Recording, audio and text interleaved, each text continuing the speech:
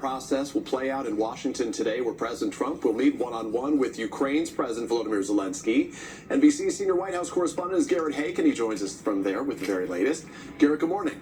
Hey, Peter, good morning. And yeah, that this meeting would even take place today wasn't always a given after President Trump called Ukraine's president a dictator last week. But Trump yesterday softened his tone significantly towards the Ukrainian leader, who will today hand the president a major victory in the form of signing a deal to share Ukraine's mineral wealth with the U.S. The Ukrainians hope that means the U.S. will continue to help them defend themselves against Russia, something President Trump has yet to commit to. President Trump set to meet face-to-face with Ukraine's President Volodymyr Zelensky this morning as he tries to broker a deal to end the war in Ukraine. I think it's moving along pretty rapidly. It'll either be fairly soon or it won't be at all. The two presidents set to sign a deal giving the U.S. access to Ukraine's rare earth minerals, designed to pay back billions in American aid to Ukraine. In recent days, President Trump making combative comments about Zelensky, including calling him a dictator. Trump hosting British Prime Minister Keir Starmer at the White House Thursday, backpedaling when asked if he stands by that attack on Zelensky. Did I say that?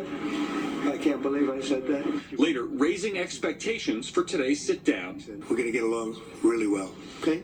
We have a lot of respect. I have a lot of respect for him. Starmer praising the president's efforts while urging him not to reward Russia in any deal. It can't be peace that rewards the aggressor. And telling Lester Holt if there is a deal, the UK and European allies will help bolster Ukraine's security, including with British troops if necessary. I do think that it's important that European countries play a leading part in any security guarantees. Meanwhile, President Trump's effort to slash the federal workforce is meeting new resistance. Late Thursday, a federal judge ordered the Office of Personnel Management to rescind its memo calling on agencies to fire probationary employees, but not calling for the reinstatement of the terminated workers. The latest cuts at NOAA, which includes the National Weather Service and works on everything from forecasts and information for farmers to monitoring dangerous weather like fires and hurricanes. An administration official says the agency has laid off around 600 people while sparing staffers with, quote, mission-critical functions. At the former headquarters of USAID, an emotional exodus. Recently fired workers given just 15 minutes to clear out their desks, including communications specialist Ben Thompson, who blasted the cuts, spearheaded by Elon Musk's Department of Government Efficiency. He's tearing down our institutions for fun. It's a game. It's not public service.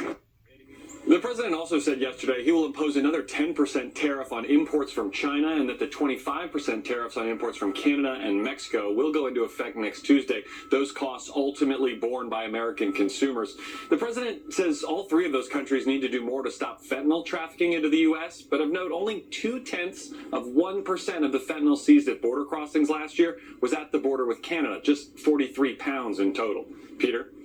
Garrett Hake on the North Lawn at the White House. Garrett, thank you. There are growing concerns this morning over the measles outbreak we've been following in Texas and other parts of the country, Kentucky and Washington.